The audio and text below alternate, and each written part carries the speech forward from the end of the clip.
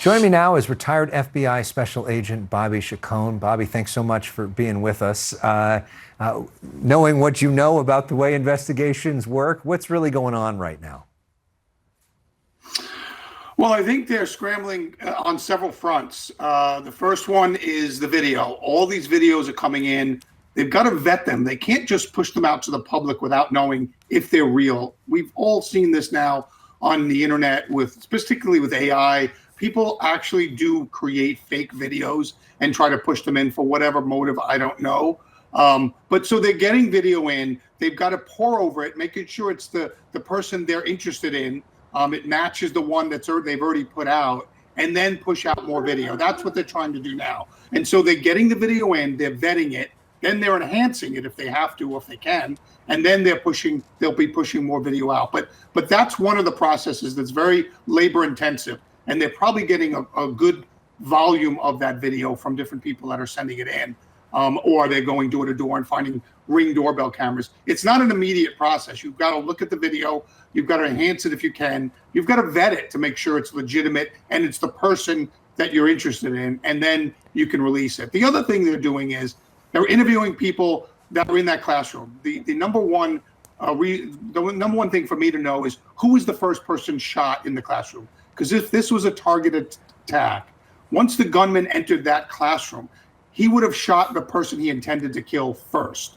And so you're trying to interview people that are injured, people that are in a hospital. They could have critical injuries. So we're only in Monday, and this happened Saturday afternoon. So all day Sunday, they were probably getting medical treatment and things like that. So they're interviewing the people that were inside that classroom to find out who the gunman went after first. And that's going to give you motivation, and motivation could lead you to the suspect.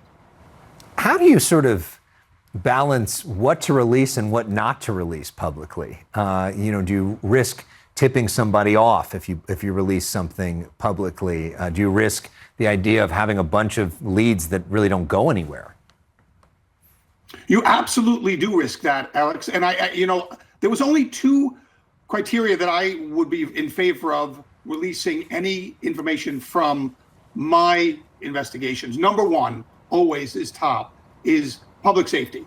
If releasing this information makes the public more safe, legitimately more safe, then release it. The other thing is, the second criteria is if it has a strategic benefit to the investigation, if it will cause the perpetrator to move or to do something that will smoke them out and we can capture them. And so those are the two criteria that I used to use. So if there's a legitimate public safety concern, release it. Or if not, hold on to it.